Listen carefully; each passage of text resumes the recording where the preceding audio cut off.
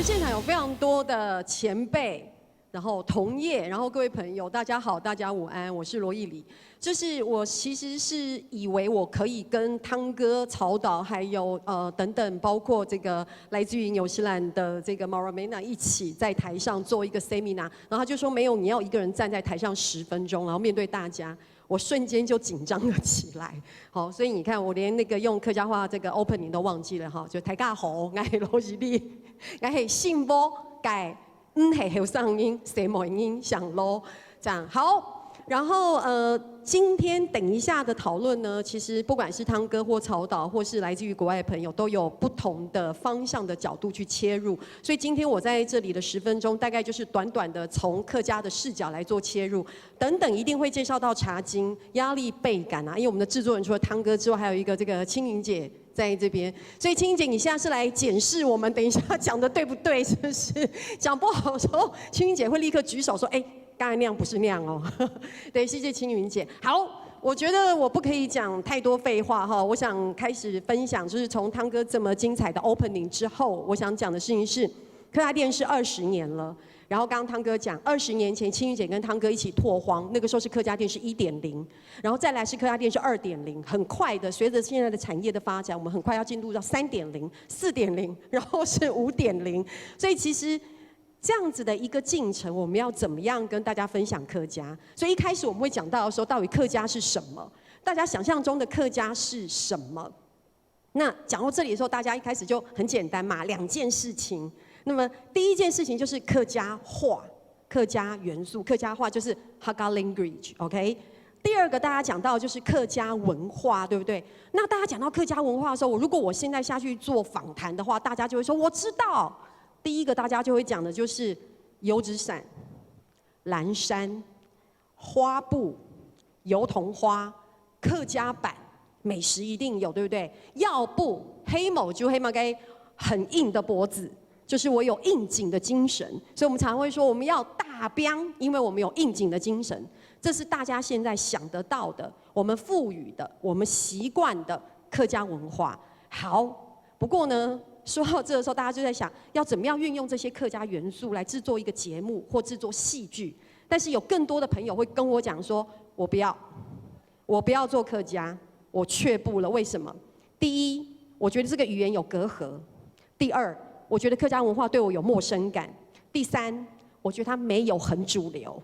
所以我今天一定要跟大家分享，从我们的角度 ，OK， 我们重新开始，从零开始的想象对于客家这件事情。所以很多朋友就会用刚刚的那些客家元素来制作戏剧，但是到了当代，还是那些元素来制作任何跟客家有关的影视作品吗？我必须承认哈，因为我们现场有很多不同的族群，我们必须说，也许客家的文化没有像原住民文化这么的图腾这么的鲜明，但是我觉得到了当代，我们在讨论客家的时候，我觉得客家文化它其实体现在我们的食衣住行娱乐里面。哎，什么意思啊？很抽象哎，意思是它其实是生活的痕迹，它其实是生活的累积，它其实是生活的样子。那个生活的样子，就如刚刚汤哥 opening 讲的，在茶经里面我们会看得见。我举2个例子好了。第一个呢，就是以茶经作为举例好了。我记得那时候在跟青云姐、汤哥聊的时候，我们说到，这个戏剧里面的这个呈现啊，这个男生吃饭跟女生吃饭一定要一人一桌。为什么？因为在传统里面，客家女性很少上桌吃饭。那我觉得这个就是对客家文化生活的样子，以及对文化的掌握度。第二个我要讲的是，应景精神，因为我们大家都说拿出我们客家昂扬的精神，可是在我的生命过程当中，我妈骂我的时候都是这样讲我的：你这个女孩，你呀实在很昂扬呐！我就想说，哎呀，我被骂了，心情很不好，为我贴上一个负面的标签。所以我们家其实有应景排行榜，我很怕第1名，所以我们就会去争论谁是应景第1名。所以呢。我特别举这个例子的意思是，其实应景发展到现在，大家对它有不同的诠释，但是应景这件事情，其实也就是客家文化的掌握度，我们到底理解多少？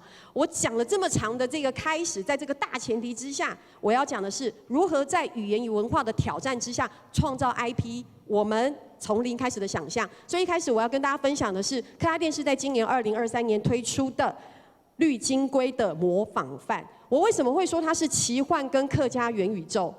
让我讲一下，过去20年客家电视做了非常多的人物的题材，我们做了非常多产业的故事，我们做了非常多不同的议题。请问到了当代2023，我们要做什么？那么《绿金龟的模仿犯》呢，是改编自高一峰老师的一个同名短篇小说，说的是一个绿金龟幻化成人形，因缘际会进入到一个公寓里面，这种幻化成人形的这种奇幻的一个故事，而且是一部风格非常强烈的我们说奇幻的剧。它到底长怎样？我们先来看一下短片。看那样当日數上數下，上嚟看到你的盲嘅，啊？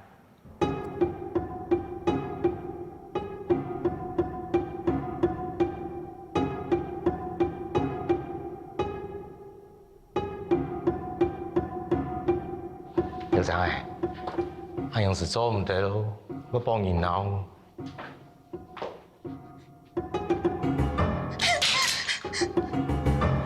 深度嘅無啦，無啦，佢打開啊！你去啲面啊，都跟面麻嘅。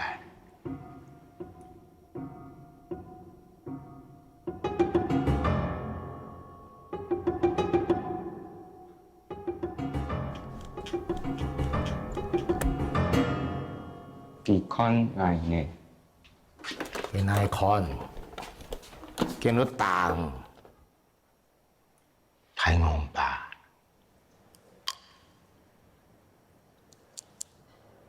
好，那只金龟子，我们小时候是不是都在乡下看过？有吧？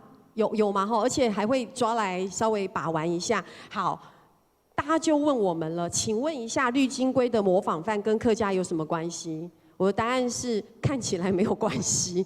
但是我们刚刚是说到2个元素，客家语言。我先讲客家话，这一部片从头到尾都用客家话诠释100%。我记得那时候在讨论这个客语语言的时候，我就说，这个语言的呈现是不是可以稍微真实一点、自然一点？我就跟导演说，你想想看，我们现在去外面买手摇饮，你会跟他说，比如说我们要买的是，比如说乌龙珍珠奶茶半糖少冰加 QQ 啊，你会说，跳嘎。一杯乌龙进驻冷茶板通勺饼炸狗嘎 QQ， 你会这样吗？你不会嘛，对不对？然后后来结果导演就回我说，他就很冷静的看着我，他就这样，我要100%讲客语，那只金龟子也要讲客语。我说哈，为什么？导演说，因为我要创作客家元宇宙。我心里想想看，我们都已经有一个这么奇幻的题材，我们为什么不可以这么做？然后接着我就说，那客家文化的部分呢？他说你仔细看，我们在这里面，不管是主角也好，非主角也好，他在里面生活样貌的那些细节，都是客家文化的一个呈现。我们在里面没有看到桐花，没有看到花布，我们没有吃客家板，但是他一样创造了奇幻跟客家的元宇宙。我觉得这个是这一部电视电影导演很成功的创造了一个我们所谓的客家的原创 IP。好，这个是绿金龟的模仿犯。那当然，在今年以及在国际上也收到非常多奖项的肯定。接着呢，好，下一个我要分享的是动画跟 IP 的放大。这个是第一个结合音乐与科学知识的客语微电影。然后呢，应该是全台首创，也是全球首创。受到了蛮多学校跟老师们的肯定跟回馈。一样，大家就问我说：“请问一下，这个跟客家有什么关系呀？”你说。我就说，看起来也没有关系，但是它这里面超级多客语原创音乐。我觉得客家电视发展到了现在，客家文化发展到了当代，我觉得客家音乐就是一个非常重要的客家文化的一个元素。那么这个动画，我们期许它的 IP 可以不断的放大，所以在今年的夏天，我们在北流办了一场演唱会，我们就让动画里面的这一个乐团真实的升上舞台，以虚拟乐团的方式结合了现代科技以及音乐的。就是原创音乐，我们来看一段，谢谢。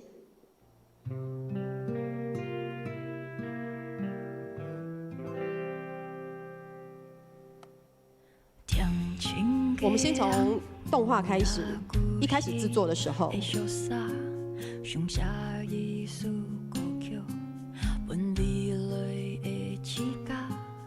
唱呀唱呀唱呀，脆弱而迷惘，心里有光，黑夜里不害怕。那有梦让你拥有，一束歌不用你心中，像只野兽，奔跑在时间长河。我敢梦大半而弱，留声机回荡歌颂，让你和我唱着跨越时空的感动。是音乐关键字的主唱洛丽塔，让我来介绍我的团员。这位是我的吉他手阿奇，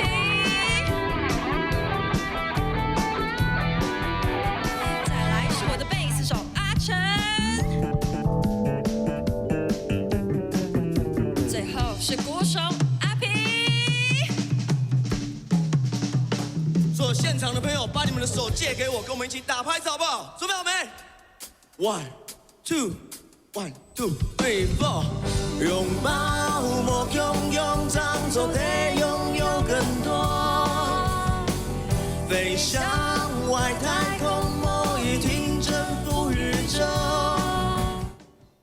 好，谢谢。这个音乐关键字，我们期许在未来的日子里面，我们可以发展成影集。那大家刚才看到的那个，并不是一个3D 的动画，它的确是一个虚拟的，在舞台上面的。据说我们在做那个 motion capture 这个技术的时候，其实这个技术已经不是什么高级的现代科技。然后其中一位朋友们，他就说他最想演的是这个眯着眼睛的这个鼓手阿皮，好，这是他的偶像。所以当阿皮所有的打鼓，全部都是我们的人的身体实际去模拟的。好，这是音乐关键字的部分。下一个我想讲的就是这个茶经，因为我的提词机这边是剩下2分钟半，所以我的影片就先不播了，因为这个大家都已经很熟悉了。那为什么要特别提出茶经呢？是因为我觉得这是一个很成功的一个客家的一个原创 IP 的成果。对，然后他讲的其实是一个1950年代在新竹的一个茶商茶产业，在一个尔虞我诈的商场当中，成功的将茶叶推上国际舞台的一个故事。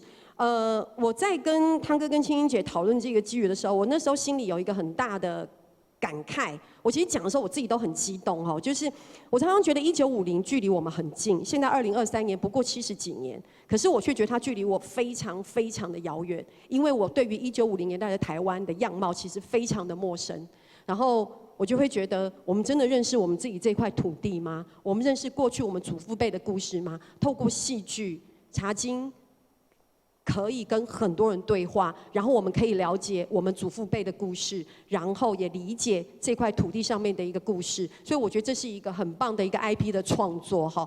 再来下一个我们要跟大家分享的是此时此刻正在如火如荼拍摄的这个星空下的黑潮岛屿，它一样讲的是1950年代的一个故事，它讲的是有一群政治犯在1950年代被放到火烧岛上面。如何在一个被黑潮包围的绿岛里面，用他们的青春，用他们的智慧，然后用他们的善良去守护生命的希望的一个故事。希望明年可以很快跟大家见面。为什么要提这一个？我们试图从客家的视角做出发，在这个戏里面，除了看到那个时候的历史，也看到我们刚刚提到的客家生活样貌细节的一个呈现。我觉得对我们来说最关键的事情是透过戏剧来跟大家对话，然后去将我们过去我们那一个对这块岛屿上面这么不熟悉的历史，就像是每一个断代史一样，去组成一个完整的历史，让我们认识那个时代不同底下人物的故事跟长相，是一个时代记忆的延续。好，15秒。所以现在我跟大家分享的就到这边，然后接着呢，就是大家都知道最嫩跟最之前的先上台嘛，后面的就精彩的来了，好不好？在这边宣布抬杠，谢谢。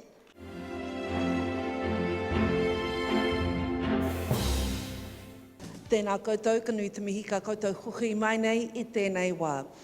E te tuatahi and greeting Maunga kia maunga. My mountain acknowledges your mountains. Awa kia awa. Our waters know your waters. Iwi kia iwi. Our tribes remember your tribes, all 80 million of them. Kanohi ki te kanohi, tangata kia tangata, people to people, face to face. E kite ana te waka o whakaata Māori. We see you. We see all of you. Not those who are just in this room, not those who are watching from the office or from home, but those who came before you and those who will follow you, your children, your grandchildren. Because if we fail to heed the voices of our past and learn, if we don't hear the voices of our people today, if we are not accountable to those who will follow the next generation, if we fail all of them, what are we even doing here? We may as well leave the room. I don't actually want you to leave the room. There was a figure of speech. I was trying to ease you into it. Oops.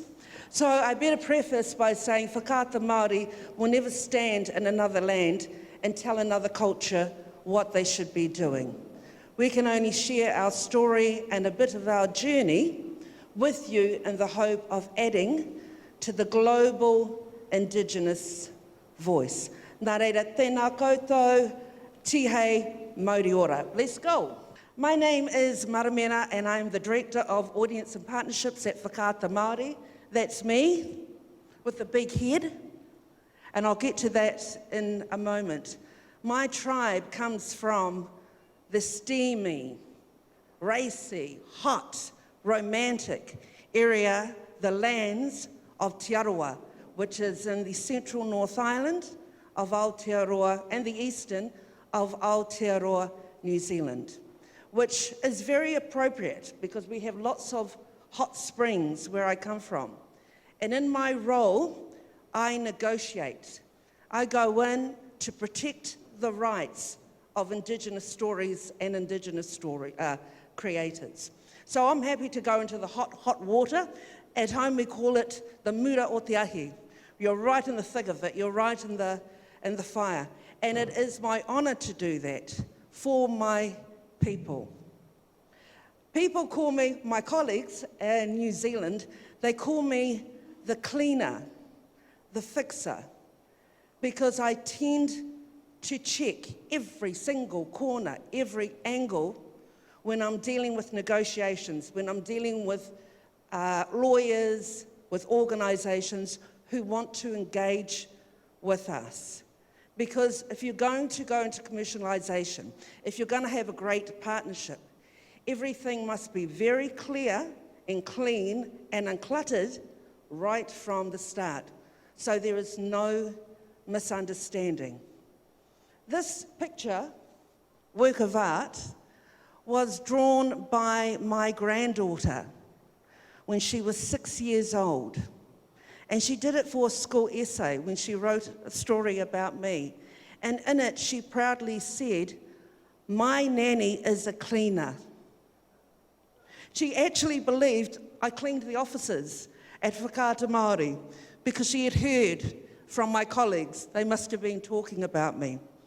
And I held on to this picture. I held it to remind me of what I do and why. And that is, so the little girl who drew that picture can grow up in this world fluent in her native language, stand proudly in her culture and in her skin without apology. That's my reason. That's what I take in as my key objective when I walk into any lawyer's office, anywhere I go, to do a negotiation on behalf of my people. Find your reason.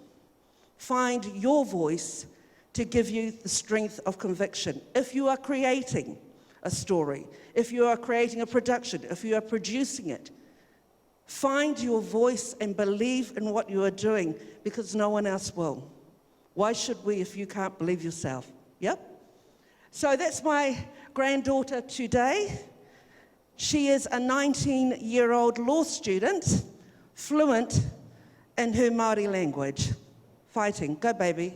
So there's the voice of one, I'm just one voice, and then there is what we call he toa takitini, the voice of many. Because for my people, being part of the collective, something bigger than yourself rather than being your own objective on your own journey, to connect with people, to bond with people is really important. And that's the same for Whakaata Māori. If we can't share the same values, the negotiations probably won't even begin. I spoke earlier about those who came before and those who come after, the next generation. Those who came before us, before Māori, fought, bled. They went and they protested. They went to Parliament. They went to the highest courts in the land, which for us was all the way to London. They ensured that we had a seat at the table of decision making, that Māori's voice would be heard in all decisions in our country. Our role today is to claim equity at that table. We're no longer just voices sitting there. We will be heard. Nothing for us without us. Equity. So that the next generation, well, they're going to own the table. The dream of making programs, telling stories in their own language, it won't be a dream anymore. It won't be a vision. It will be their reality. That's what we are here. That's why we're doing what we do today. Oh, by the way, the three women, in this picture, the daughter on the left, the granddaughter in the middle, no, the grandmother in the middle, she'll kill me. The granddaughter on the right are all fluent speakers. The knowledge of language, of culture, has been passed through the generations. But they also all work at Whakaata Māori because we're family. Even dreams can be intergenerational. So I take the voice of the collective. Whenever I go into any negotiation, it is all about accountability. That's what the voice of collective means. And it's tough sometimes because Whakaata Māori is accountable to our people. And if you've ever met Māori, they're pretty tough. They are the masters of negotiation. But they taught us well, because while it is about accountability, it's also a superpower. It gives you strength to aim for the stars. Go for the universe and what you want to do. But it also gives you the courage to say, no, not good enough. Doesn't matter what your offer is on the table. If it doesn't uphold the rights of my people, go away and come back later. We're not just going to sell ourselves out. I'm being very, very honest here. So how do we do this? How do we go and negotiate and protect the rights of the content creators, of our producers? At Whakaata Māori, we have Te Huapai. We call it our plan for success. It is strategic. It sets out very clear guidelines, objectives, outcomes, measurements that we as an executive and as the entire staff of Whakaata Māori must follow. There's no point having a dream if you don't know where you're going. There's no point having a vision if you can't measure to make sure that you're getting there, you're getting closer and closer to success. That's what Te Huapai does for us. So anything that does not meet our outcomes, anything that does not uphold the revitalization of our language and culture, anything that does not allow Māori to be Māori, anything that does not support the Indigenous voice. Hello. Okay. Anything that doesn't uphold our outcomes, it's not on the table. We're very, very clear about what we do and why. So, what is the kind of stuff that we do? Kia Māori ora te reo, we are there as a broadcaster, as a media organisation, to promote our language and our culture. Some of the things that we do is all of our children's programming, every single child's program is 100% in our language. There's no English, so that our children can grow and learn in their own language. We're not interested, respectfully, in mainstream. We've all worked. Most of the people at Whakaata Māori have worked in mainstream and done very well. We came back to Whakaata Māori because we knew that there was a unique story to tell. If we wanted to be like mainstream, the film Moana would never have happened because we're so busy trying to copy what others do. Have belief in your stories, your unique voice. The other thing that we do is we do dramas, and we do it with young people. So they create it, they produce it, so that it reflects their world and their voice. Our CE this morning spoke about us securing the exclusive rights of all sports, school sports in New Zealand, Aotearoa New Zealand. It's led to our language and culture being introduced up and down the country, across schools, across teams, across coaches, and it's now hit 12 million following it. We have news and current affairs. Our news is fluent and then has subtitling later in the evening. Our current affairs is bilingual. For 2 years running, our Māori Current Affairs show has been awarded the best news current affairs program in Aotearoa New Zealand, up against all the mainstream networks, because they bring a unique perspective. That current affairs show is again up as the best current affairs show at the Television Awards next month. Earlier in the year, New Zealand, Aotearoa, we were hit by Cyclone Gabriel, and it was terrible. The communities that were worst hit, that were devastated, were Māori. Whakaata Māori, we negotiated a fundraising concert, and it was pretty massive because you're dealing with multiple musicians, their agents, music rights, copyright, and we organised this fundraising concert in 2.5 weeks. We turned it around.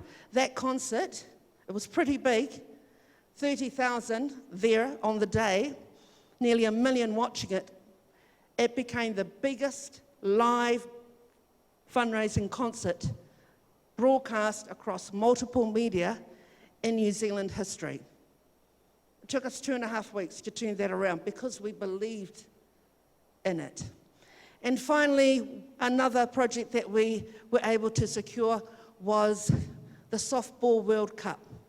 The softball is like baseball, Softball World Cup, and they held that in New Zealand, and we secured the deal to be the exclusive broadcaster on the condition that the commentary, that the presenters could speak in English, but they must also speak in our language, and that must be broadcast internationally.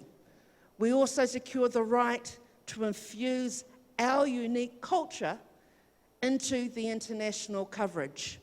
And you know what? The World Baseball Confederation agreed. They awarded us the exclusive right. So let's have a play.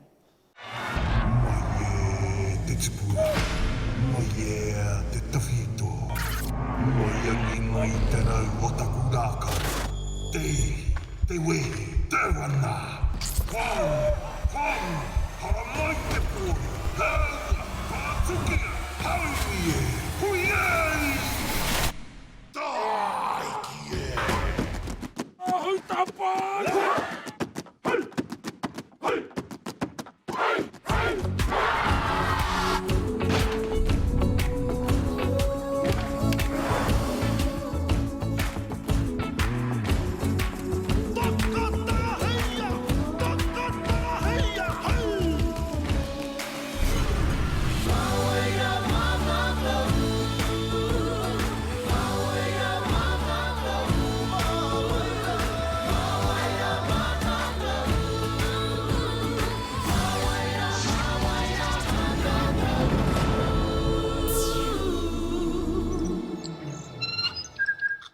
That's just some of the content that we make believing in what we do.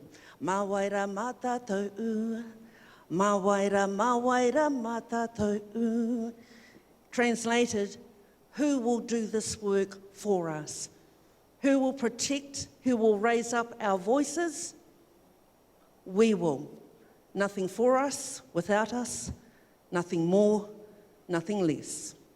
Thank you very much. I've tried to keep it short for allowing me to be here today. Thank you to Haka for being such superb hosts. Thank you to the Indigenous tribes who work beside us with such quality. Thank you to our workers, our crew. Without you, our voices are not seen or heard or translated. Tēnā koutou. And thank you all for not leaving the room.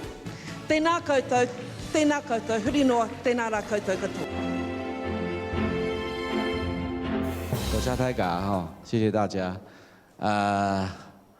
We have a wonderful experience. 我干嘛讲英文？好，我们有一个很好的一个下午，听到很好的演讲。那不管是从什么背景，或者是说什么样的创作来源，或者是族群的频道经营。 或者是为着一个文化的使命在推动事情，也有可能是从专业的领域来探索族群内容的一种延展性。相信我们下午这第一个时间，我们有听到非常多好的内容。那我想我们这边就开始我们的一些焦点对谈。我想说可能我们待会进行的方式，我可能会问一些问题，然后问大家的意见跟想法。 但我们也希望可以有一些互相的交流跟碰撞。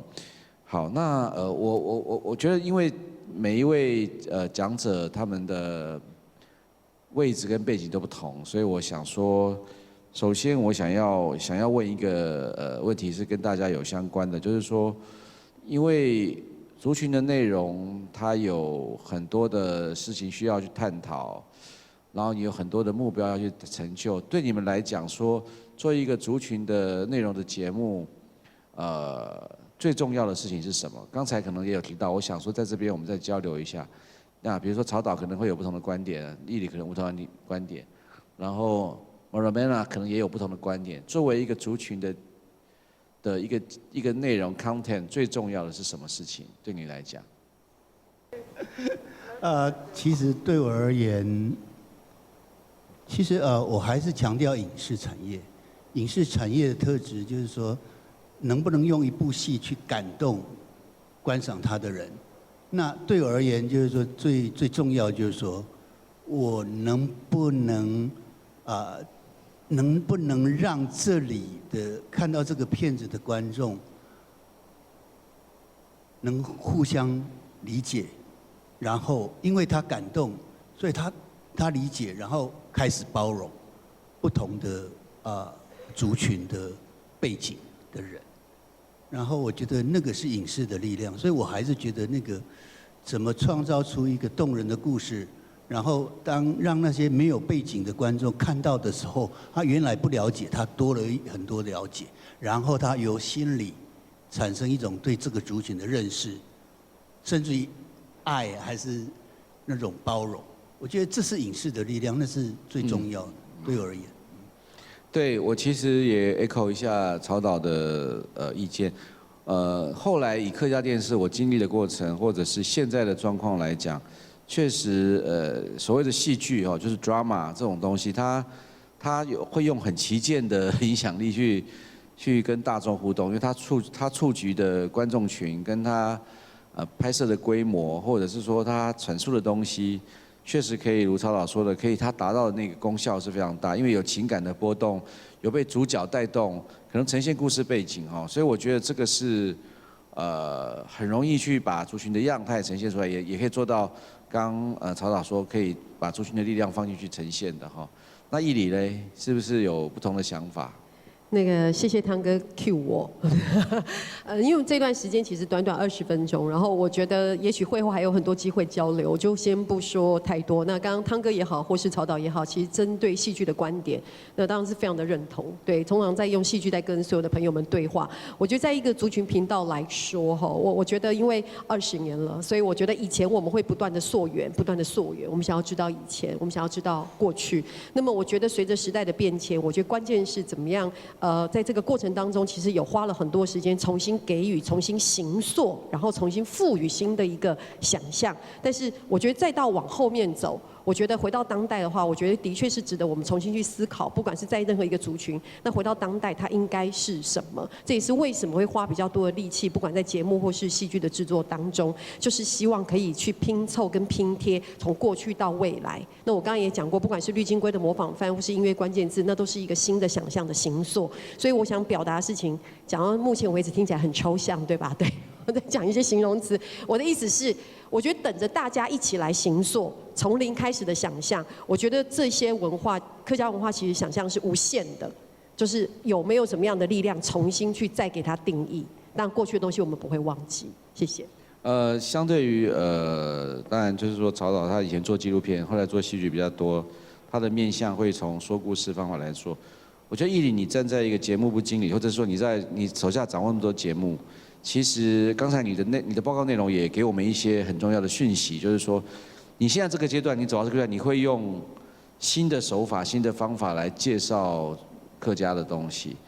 那这部分我们刚刚从你的报告，或者从你现在接下来的，可能会有各种节目推动来讲，我看到了从新颖的手法来推动，可能是走到这个阶段，对不对？对，我在讲20秒，就是我觉得人文的东西、传统的东西，我们的确持续在保留，因为把它讲成一个100分，一定会有一个 percentage 20也30甚至50，那些该做的事情我们会持续的去努力，持续的去挖掘。但是除此之外，我们很希望可以 make some noise。我觉得我们是要往前，就像汤哥讲的，就是我说了算。对不起，这不是一个自大的讲法，意思是我们要很勇敢、很有自信的告诉大家，我说了算。所以我们会期许，就像过去，我觉得不只是接触客语族群，我觉得要更加的扩大非客语族群。所以我觉得要勇敢的去用不同的方式。我觉得，就像今年我们推了一些实境节目，我们找了非常多非客语的族群一起进来，然后他认识我们，我们认识他们。其实这个也说了20年了，但是你有没有办法在形式上面，你真的勇敢的去跨出去？然后去让大家看到不一样的方式。谢谢。接下来 Miss Marimana， 刚才我对你的简报印象非常深刻，尤其是你们你们的目标很清楚，而且你们已经把一个族群生活跟你们的节目想要呈现的东西放在一起，比如说体育节目，或者是说。把传统的跟现代的角色做得很好的对应哦，我也是想要同样的问你说，对你来讲，如果愿意去表达的话，你觉得族群节目你觉得最重要的是什么？最重要的元素是什么 What they said. It is to care, be brave, but also know what you want. When I go in and I work with the creatives, because I used to produce and direct, and then I moved into the other side of IP and negotiations. The amount of time I've asked people, what is it that you actually want? And they can't tell me in one sentence. The ones who really know what they want, here's a trick, they will be able to tell you in one sentence exactly what it is. So try and work on that, simplify it, because the more complicated, it's that Einstein saying, right? If you can't explain it to a 6-year-old, you don't know what you're talking about. You don't know the answer yourself. So know what you want. Yeah. Otherwise you're wasting everyone's time. Yeah, great. 当然我也非常好奇，就是说在你们刚才有介绍你们频道或者是你们有非常多类型的节目哈，我很好奇就是说，当然运动节目可能是大部分人会喜欢的，然后小孩子喜欢看你们动画或者儿童教学节目，但在你们的频道里边最受欢迎的节目是哪一些呢？ haka. Haka. Haka. Okay. We love to haka music. Okay. Music. But that's, Music. And then after music, it would be the foreign and the festival films. Yeah. It is in any Okay. language. It is hugely popular because people they're discovering the indigenous voice. Yeah. So it's after haka and music, it would be our highest rating shows. All the foreign indigenous films that we bring in. Yeah. OK。其实有一个非常有趣的巧合，我们是客家哈卡，然后纽西兰他们的这个很重要的一个战舞就是哈卡，也是叫哈卡，就是发音一模一样哦，所以我们觉得哈卡跟这个纽西兰的哈卡有一个很巧妙的连接，非常非常好。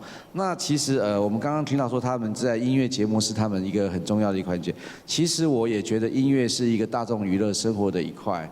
所以在节目的创造上、创新上，我觉得以我自己过去在客家电视的经验来讲，我确实也觉得音乐有很多的因为你戏剧需要音乐的陪唱，你娱乐需要音乐的陪唱，而且客家电视台有一个非常受欢迎的节目，已经从开台到现在就是闹热打擂台，这是一个 singing competition 啊 ，just like voice， 就是这种。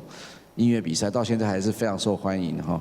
那义理，你刚才也也说了，你们对一些音乐节目讲说，你试图要用可能介绍音乐的专业知识，或者是说娱乐感，或者是节目来塑造音乐节目。我知道这几年也做了非常多音乐节目的样态。你觉得客家电视在这20年来，在跟音乐界的互动如何？就是对一个族群的影响力的族群媒体的影响力来说，对音乐这件事情有多少的互动跟影响？你有没有看到什么不一样的变化？我觉得客家的音乐，我们从传统的音乐开始学习分享，然后到吴胜之老师的这个流行音乐，来再到当代，现在有非常多的年轻人慢慢的投入，然后播下许多的种子，然后也就是说让客家音乐，我们说客家原创音乐，其实现在开始慢慢的长大跟茁壮，所以我觉得太多可以聊，但是如果回到当代的话，我的确觉得，刚刚讲了这么多的客家文化的元素，我的确觉得客家音乐的元素是现在当代一个很重要的一环。那么我觉得，就常常不管是跟汤哥在聊戏剧，或是有机会跟曹聊戏剧，就会觉得说，那客家的戏剧当代应该做什么？那我觉得其实发展跟音乐有关的相关戏剧，我觉得可以是一个很好的开始。嗯，对，其实曹导的《斯卡罗》最后的这个片尾曲，他用了没有歌词的吟唱，他找了陈小霞老师，还有蔡振南老师，然后其实做了很棒的吟唱。曹导那时候为什么会把音乐这个东西放在你的概念里边？其实斯卡罗给我一直最困扰的就是配乐，因为大家一定会想当然尔，就是放一些原住民的那种原住民的声音呐、可是我不想。因为我觉得他有一些斯卡罗，他有更大的意念在那里，他不是被限缩在所谓原住民的文化，因为我们强调那个年代的这种多元，包括美军啊，包括不同的族群在这个岛屿，所以我觉得我就回到岛屿好了。所以我们那时候想的音乐就是说，那前面那最后片尾那音乐一开始是小孩子吟唱。然后第二段是小霞老师自己的吟唱，第三段是蔡振南。那从小孩子那种非常纯真的声音开始，那种非常纯真、非常一切都非常的美好开始，然后慢慢到这种小霞老师那种母性的那种对这个土地的一种那种造福、怜悯那种爱。到最后，蔡振南那种沧桑，这个土地经历过太多的，你说苦痛也好，太多波折也好，他一种沧桑，当然他最后有一股力量。那当时是这样想的。那其实我觉得就是说，就像我们刚刚讲说，一个片子我们还是希望它能往前走，就是说能用一些当代的元素。尤其这种历史片还是族群这种东西，能不能用一些比较当代的元素，跟现在的观众可以 connect？ 更希望说它其实是可以超越国际性，就是说能是国际性的，而不是 local。你不能一直想的是 local， 你要想的是这个 local 它的美在哪里，然后用这个美再去跨越，把它 upgrade 到那个国际上。所以其实我刚刚讲到那个客家音乐，我一直很想讲，也许我10几年前就想讲，客家的语言特别很适合做音乐。那个我不晓得，因为它的曲调，它的那个语言的特质。特别在音乐歌曲中就会特别好听，所以我觉得反而我觉得不是要去发扬客家音乐，而是要你找到它的这个很强的特质之后，因为不是所有的语言都适合音乐吟唱的，而客家我觉得它有那个非常美的味道，它的声腔，它的就特别适合做这种。流行音乐，我觉得啦，所以我觉得真的可以好好去鼓励创作人，好，鼓励创作的人。谢谢曹总。延续这个话题，我也很想要问一下Mariana，就是你们有跟一些毛利语的创作者，或者有没有一些非常，我其实有去 YouTube 搜寻了一下，有一些非常棒的毛利歌手，他们在做表演哦。那我不知道你们有没有长期跟这些毛利的这些音乐人，或者是以母语创作这些歌曲，做一些很有趣的合作，或者你们有推出什么相关的节目吗？这对你们来说 Yes, we collaborate. We know most of them. Half of them, some of them even work at Whakaata Māori. So we're very blessed. If we need some music, sometimes we will just send them down to Audio Post. And they will put something together for us. But even though they are with us and they work for Whakaata Māori, I still protect their rights because that is something that they created. So we just can't take anything for granted. Mike, can I just say something? I noticed some young people in the room today, and often when I move, young people come up to me and say, I want to be the next you, or I want to be the next so-and-so. My reply to them is, don't be the next whoever. Be the first you. Have your own voice. Be ambitious. And understand the difference between greed, because people said, oh, I can't do that. They might think I'm greedy. There's a big difference between greed and ambition, right? Greed is when you're just wanting more. Ambition is when you're wanting better. You want to change something. Yeah, you want to tell, you want to share something, to make a difference. There's the difference between greed and ambition. I think sometimes our young people think that they can't. They get a bit worried. Yeah. Shoot for the stars. 好，刚才Mariana提到这件事情，我也是很有感。其实确实把对于年轻的观众而言，其实是我们现在族群频道面临最大的问题。我们希望喜欢传统文化或者喜欢自己族群文化的人，他们可能都对自己的人生已经有一些历练了哈。我们对于年轻人的这种鼓励跟欣赏，可能透过真的要找到更多人愿意展现他们的野心、他们的企图去推动。然后我也觉得说，以我们媒体创作者来讲，尤其是电视来讲，不外乎就是视觉、听觉这件事情是做到。刚才谈内容或是谈音乐，其实都是希望透过这个视听的形式，来包装、来推动形式上的内容，来让各种观众可以愿意接近。但我也知道说，现在串流出现，尤其是大家是大量，全世界都一样，不只是台湾，对 YouTube 这样的一个平台的吸引力非常大。那不管是任何的人都会专注到 YouTube 这个平台。我觉得其实对我们来讲，对于一个有组织、有系统在推动节目制作的电视台来讲，你们有对于这个年轻人的串流平台，因为我知道有些电视台他们在抵抗那个 YouTube 的这种方法，而且有些国家做得蛮成功的哈，他们会用各种方法来吸引大家留在电视机前观众前面。我不知道接下来在族群 IP 的创造上面，应该是2位电视台的工作人员，你们有什么方法可以是要用什么方式跟心态去面对这样的一个状态？我觉得对于这个传统电视来说，这的确是现在面临到的一个很大的一个挑战哈，尤其是在一个传统媒体，我们在做任何节目或是戏的时候，那个灯光要超级厉害，镜头要超级强，然后我们这东西要非常的深入、非常的广，然后非常的有意义、非常的有内涵。但回到现在的这种所谓的YT short 或者是抖音，好，大概5秒钟你滑进去没有意思，3秒它就滑掉了，对不对？3秒到5秒它就没有办法吸引你的眼球，你就再也不看。那年轻人回到家里可以滑那种 YT short， 连续滑50分钟、1个半小时，一抬头已经1个小时过了。但是我们做过一个小小的实验，就是我们问过现在的年轻朋友，如果我现在让你在这边滑 YT short， 你就滑吧，滑了1个半小时之后，然后关掉，我们就说你记得你刚才滑了什么吗？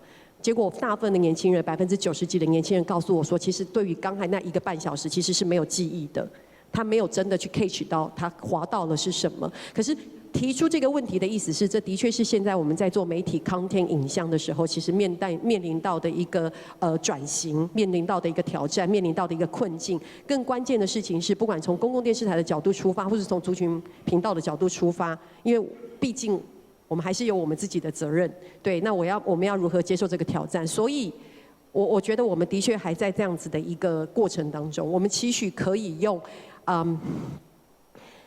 你知道现在还有走中奖嘛，对不对？好，我们这跟这个所谓的这种新媒体怎么样来做一个更新的合作？所以这也是为什么在早上的主题的时候，台长有特别提到，例如说我们做5分钟的东西，我们做8分钟的东西，然后我们也是期许能够在一开始的时候跟这个年轻人比较接近的，像是 YouTuber， 我们跟他们一起来共创，然后先吸引他们的眼球，把他们骗进来，然后骗进来之后，后面再走一个比较我们想要传递的知识，对。这的确是我们现在其实，我不认为我们现在解决这个问题。不过我觉得这个问题是现在抛出来，值得所有做影视产业内容的人，我们一起来思想的一个事情。对。Mariana? What is the word for can't, cannot in your language? 不行。不行? 不行。 Okay. Whatever the word is for cannot, you can say it so much more beautifully than I. Remove that word from your world. Take it out of your vocabulary, because having that word cannot stops you from dreaming, it stops you from thinking beyond what you can see in front of you. It immediately puts you in deficit. So just remove it. Take it out of your thinking, take it out of your vocabulary, and it will change your life. It's one little tip. Yes. And that's for everything, IP, whatever you want to do. OK， 哇，时间已经到了。不过我还是很希望再跟大家聊一下，就是说，我觉得创作者都应该会有一个很深层的核心价值在创作上面。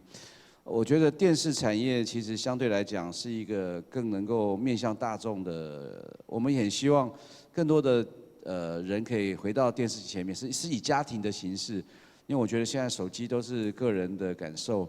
那我觉得。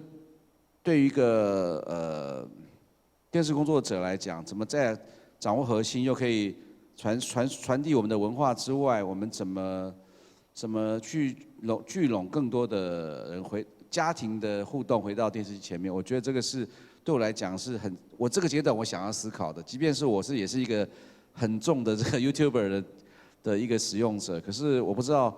在未来讲，不管是从内容端，或者是说从平台端，或是在策略端，我们今天3位各自不同的位置，你们有没有觉得说，我们要怎么把用族群的文化内容去吸引大家回到电视前面，而且是以家庭的形式，有没有什么办法给大家一点思考？我不太能讲电视台这个媒介啊。我不太能去预测未来，可是有一点，我觉得我一直觉得，就我们本身而言，台湾而言，我一直很强调，可是这个很违背大家的想法。我一直很强调说，我们必须要做出我们的特色跟特质，就台湾到底是什么样一个岛屿，它是长什么样子？我觉得这个要先创造出来。当你先创造出来之后，你才有更多的可能。也就是说，今天我会觉得说，我分不清纽西兰文化跟澳洲文化它有什么不同。可是我很希望，譬如说我们今天了解，我很希望有一天我能看到澳洲的文化的独特跟纽西兰是不一样的。所以我很希望我们这个族群的这样一个多族群的这种文化的这种传播，它能塑造，首先它一定要塑造出台湾跟泰国不一样，台湾不是香港，台湾也不是新加坡。我觉得我们在这1、2年必须要努力这一个。当你让它不一样之后，别人才会对你有兴趣。就像我还是讲，因为乌克兰打仗了，所以我们很想知道乌克兰的音乐，乌克兰有没有他们的小说，乌克兰有没有他们自己的故事。那我一直强调，我们台湾还在这种迷雾中，那我们做媒体的人应该要把它闯出来，因为日本已经就是日本了，日本文化大家马上不用怀疑，韩国也就韩国了，然后你会去看日片，你很清楚那个文化你想要接触，所以你就会去看。所以我一直在讲说，我们不要一直想要商业，我们还不到那里。我们要先把我们自己身份先找到，然后因为你这个身份，当他知道你做了一个模仿犯，哇，他是台湾的，他会对那个东西有更多的想象，而不是只是类型的想象。类型的想象，他看完他就忘了，他不会追这个地方的东西，他不会追台湾的东西。可是当你有一个特质、有一个个性的时候，他会一直想要更多的了解你，更深刻的了解你。那时候所谓的类型、所谓的商业才有价值。这个是我一直强调。所以我想讲的就是说，台湾的譬如说这种过去的故事，我们是应该要多多去呈现，慢慢去铺陈到我们有一个独特，然后让大家对这个地方有一个非常典型的想法之后，你好的东西，它马上就会引起很大的一个那个影响是长远。就是我们还是会把我们的独特性做出来，让它变成我们的攻击武器，变成我们对外的一个沟通。好，谢谢曹导，来一里20秒。我觉得不要被我们过去对于所有已经形塑的文化给捆绑。除了那些知道的文化，我觉得我们还要有更多的一个想象。然后从现在开始，我觉得在台湾这块土地上面，我觉得可以一起努力。就像刚刚前面讲的，不管是曹导讲的，我们往回推说是往前去拼凑每一段不同时代的故事，然后变成一个完整的一个文化。然后在大家在看电视或是看戏的时候，其实不知不觉的就感受到这个文化。这样，谢谢。Okay, Maribana, the ending for anything you want to tell us? Great content is great content. A great story is a great story. People will find it wherever it is. If we're asking people to come, the audience to come back to TV, that's not the way it works anymore. The world has changed. The audience decides where they want to go. They have so much at their fingertips. So to be relevant, we must pivot, be adaptable, and go to where they are, rather than sitting in one building and expecting people to come to us. Thank you. OK， 因为时间的关系，我最后在结论说，其实创造内容需要的养分跟资源、跟能量、跟技术是相对大的啊。我想在座如果你们是在从事内容创作的，我觉得回归内容还是最重要。我觉得从大家的今天的回馈跟讨论是可以相信的。那我觉得族群内容永远是不会缺的，族群的敏锐度要跟社会的脉动的敏锐度，我们也是不会缺的哈。那我期待我们可以共同创作更好的内容，让观众再回到我们的电视机前面，回到我们的这个内容端来欣赏我们的节目。谢谢，谢谢大家今天。